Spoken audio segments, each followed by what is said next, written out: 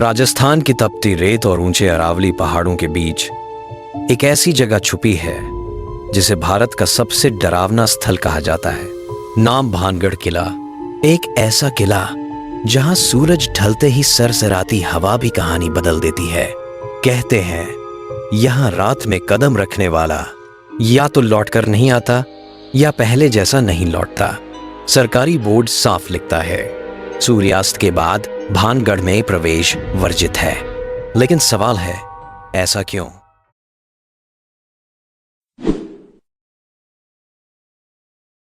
इस कहानी की शुरुआत होती है 16वीं शताब्दी से। भानगढ़ का इतिहास एक चमकता नगर जो अंधेरे में बदल गया।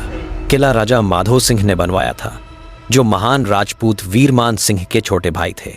उस समय भानगढ़ एक समृद्ध, खुशहाल और सुंदर शहर था। चहल पहल, बाजार, संगीत और राजसी ठाठ। लेकिन इस किले की असली कहानी शुरू होती है रानी रत्नावती से। कहते हैं रानी इतनी खूबसूरत थीं कि उनकी सुंदरता के किस्से दूर दूर तक फैले थे। उनकी आंखें मानो चांदनी में चमकती थीं और उनकी आभा किसी दिव्य शक्ति जैसी। और तभी कहानी में आता है सिंहिया नाम का तांत्रिक, एक काला जादूगर जो रानी का दीवाना था। लेकिन यह प्रेम नहीं, जुनून था। एक दिन रानी अपनी दासियों के साथ बाजार में इत्र लेने पहुंची। तांत्रिक ने जादू करके इत्र की बोतल पर मंत्र फूंक दिया ताकि रानी इत्र लगाएं और उन पर मोहित हो जाएं। लेकिन रानी रत्नावती साधारण महिला नहीं थीं। उन्होंने उसकी चाल भांप ली। इत्र की बोतल उठाकर उसी तांत्रिक पर फेंक दी और ठीक उसी क्षण इत्र की बोतल एक विशाल पत्थर में बदल गई और लुढ़कते हुए तांत्रिक को कुचल गई। मरते मरते उसके होंठों से सिर्फ एक ही शब्द निकला, भानगढ़ बर्बाद हो जाएगा। और शायद यही वह पल था जब भानगढ़ की किस्मत बदल गई। कुछ समय बाद भयानक युद्ध हुआ, किला उजड़ गया और पूरा भानगढ़ सूने खंडहर में बदल गया। लोग कहते हैं तांत्रिक का श्राप आज भी इस किले में गूंजता है। आज भानगढ़ किला पूरी तरह सुनसान है।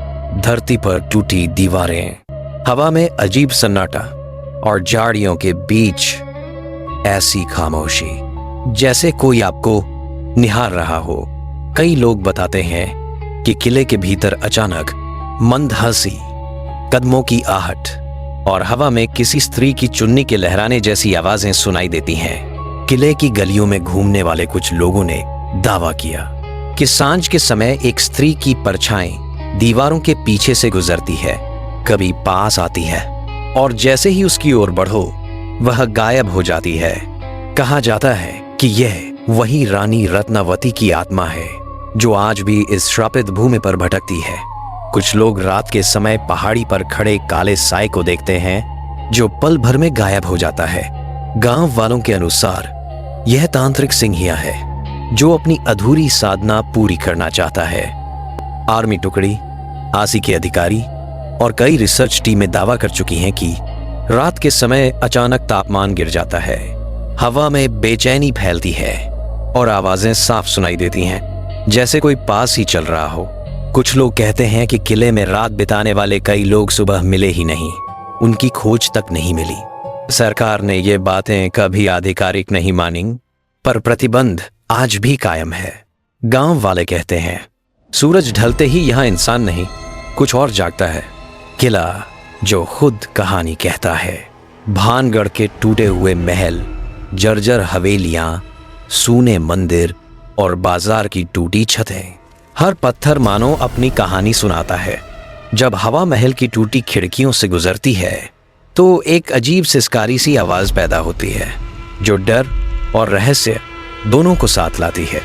और जब शाम ढलती है पक्षियों की आवाज अचानक बंद हो जाती है। कुत्ते किले की तरफ देखकर भौंकते हैं, मानो कुछ ऐसा देख रहे हो जो इंसान नहीं देख सकता। अंत या एक नई शुरुआत। भानगढ़ किले की कहानी एक चेतावनी है। यह याद दिलाती है कि शक्ति, सौंदर्य और अभिमान जब भी किसी अंधेरे मन से टकराते हैं तो विनाश होता है। और हो सकता है आज भी भानगढ़ के खंडहरों में। वह कहानी अधूरी है।